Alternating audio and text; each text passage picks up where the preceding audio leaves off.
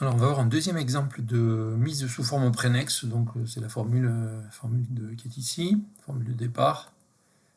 Donc on a une formule avec trois quantificateurs, on a des implications, bref. Alors on va procéder de manière un peu différente par rapport à l'exemple précédent, c'est-à-dire qu'on va commencer par enlever les impliques pour remplacer, faire apparaître des ou et des et. Donc c'est ce que j'ai fait pour passer de la première à la deuxième ligne. Donc j'ai enlevé cet implique, ça fait non P ou cette formule-là, et dans cette formule-là, j'ai remplacé encore l'implique là par la négation de ça. Avec De Morgan, ça fait non Q de Y et non T de Y, ou il existe Y non R de XY. Bon, donc quand j'ai ça, je vois que bon, c'est bon, j'ai plus d'implique. J'ai trois quantificateurs. Le premier, si je regarde, est déjà bien placé, puisqu'il porte sur l'ensemble de ce qui suit, donc lui, il n'y a rien à faire.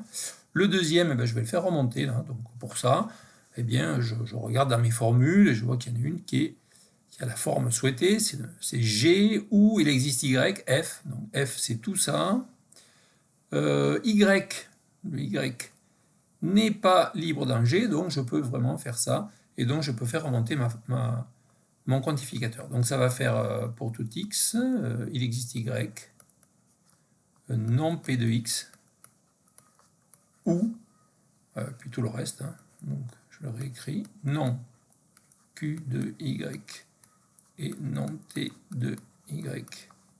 Tout ça, ou il existe y, non r de x, y. Trois parenthèses, voilà. Alors,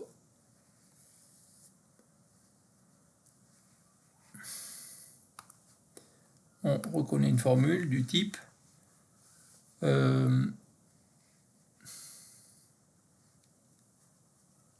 ici j'ai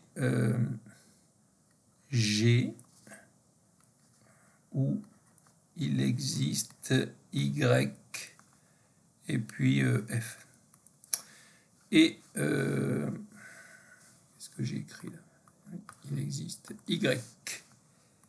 Il existe Y. Alors, problème, parce que Y,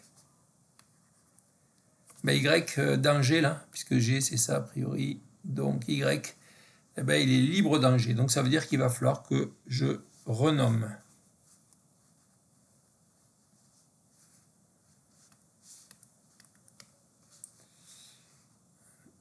Donc, Y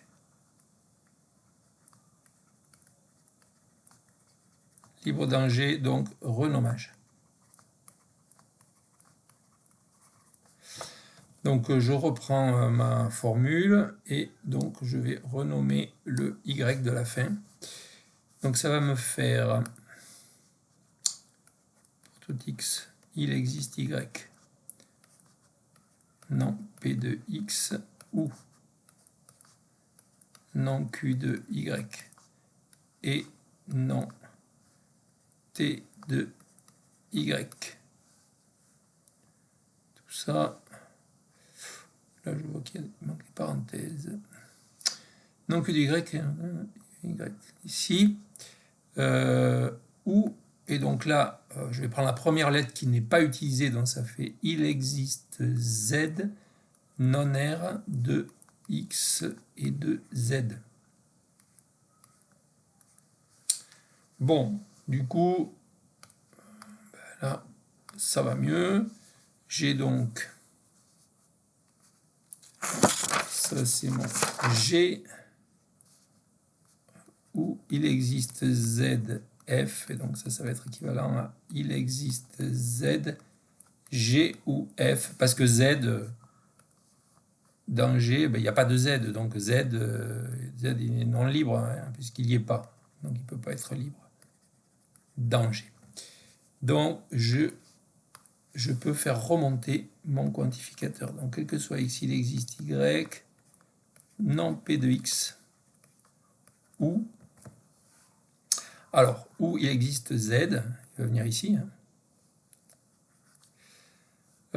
avec non Q de Y et non t de y, tout ça,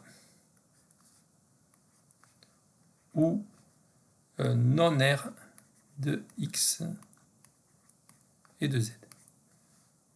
Comme ça et comme ça. Alors, donc il existe z, ben, il est remonté, hein, il est remonté jusque-là, mais il faut faire mieux, il faut le faire remonter encore devant. Donc on a encore du travail. Donc c'est le dernier. Donc là, on va dire que c'est de la forme G où il existe z, f. Bon, ben, z libre, non libre dans G, puisqu'il n'y est pas. Et donc, ben, ça, je peux bien dire que c'est équivalent à il existe z, G ou F. Donc,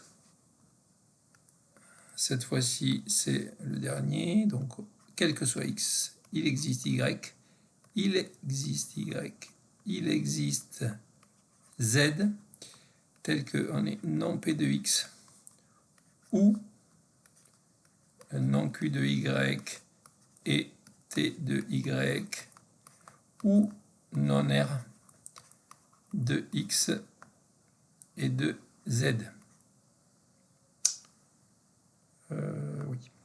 Donc, bon, je peux le laisser comme ça, je ne suis pas obligé de mettre des parenthèses. Pourquoi? Ben parce que là, je reconnais, c'est une disjonction. Hein. Disjonction, donc ça, c'est une forme prénexe. C'est déjà prénexe, c'est une forme prénexe disjonctive. Bon, si je veux une forme prénexe conjonctive, il suffit que... Je ne touche pas à ça. Il suffit que je développe avec de la distributivité. Bon, donc ça ferait non P de X ou non Q de Y ou non R de X, Z. Tout ça. Et, j'écris le reste dessous, non P de X ou, donc c'était un non T là que j'ai oublié, non T de Y ou non R de X et de Z. Je corrige parce que là c'est un X. Voilà, et là je suis en prénexe, donc c'est une forme cette fois-ci qui est prénexe, d'accord, mais qui est conjonctive. Donc voilà, deuxième exemple, la technique est la même, il faut être précautionneux et puis on y arrive sans problème.